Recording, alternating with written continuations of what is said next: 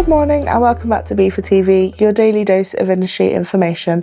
Today's episode is once again What the Papers Say, and we're joined by our PR consultant Ian Matheson for this week's news. So Ian, thank you so much for joining us this morning. What have we got for today's episode?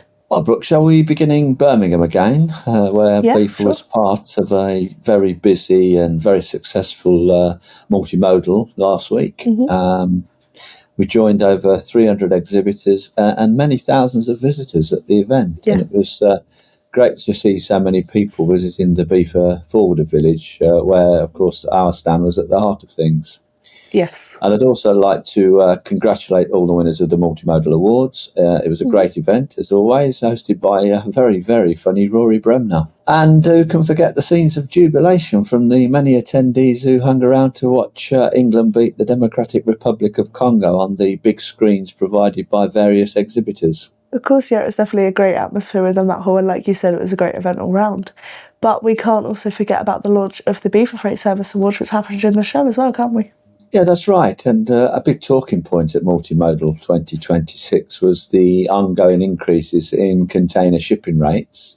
According to Drewry's weekly report, container rates last week continued their fast increasing tendency, with its composite world container index increasing by 9% to $4,530 per 40-foot container. The container freight market has remained pretty resilient this year, supported by the early peak season demand and higher shipping costs stemming from geopolitical disruptions, and carriers are maintaining disciplined capacity management and amid strong demand. Yeah, I also saw from Drury that they're expecting those rates to continue to rise in the next coming weeks as well. Yeah, they did. They said that in their report last week. Now, in air freight, I read a nice, interesting article about freighter capacity between China and Hong Kong and the European Union, which is reported to have declined last week following the start of a new EU fee for the import of small packages on the 1st of July.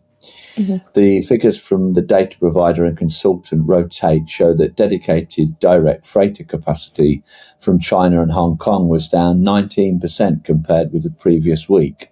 Yeah, I know they did also say in that report that it could partly be explained by the front loading before the rule came in. Now, staying with air cargo, last week saw FIATA seek urgent clarification from the airline industry ahead of the expedited implementation of the IATA Direct Airway bill changes.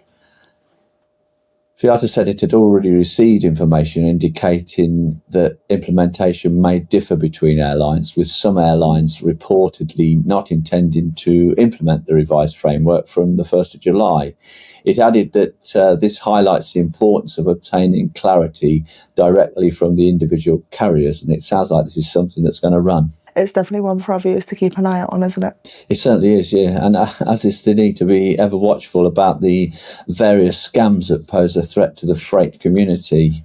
As you know, Brooke, BIFA provides regular updates on the criminal activity that impacts its members, resulting in the theft of goods or financial loss.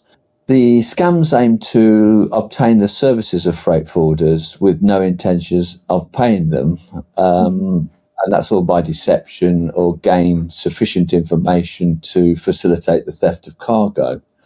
And last week, BIFA drew attention to a new type of scam that has been brought to our attention by several BIFA members. And indications indicate that it is becoming rather widespread.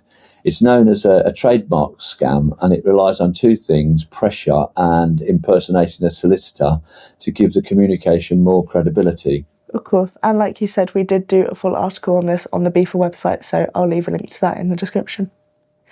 Thank you so much, Ian, for joining us. As always, I know that our members will find this insight of use. That's no problem, Brooke. And of course, we're filming today after a magnificent performance by England against Mexico. And I believe that the Norway game will be shown live on the BBC on Saturday. Except in Scotland, apparently, where they're going to be showing past episodes of I Wish You Were Here. And I think before we offend any more of our Scottish members, that's where we'll end it there. So thank you so much, Ian, for joining us, as always. No problem, Brooke. The links to all of the articles and the reports that we've discussed in today's episode will be in the description below. That's all for today's edition of BIFA TV, your daily dose of industry information.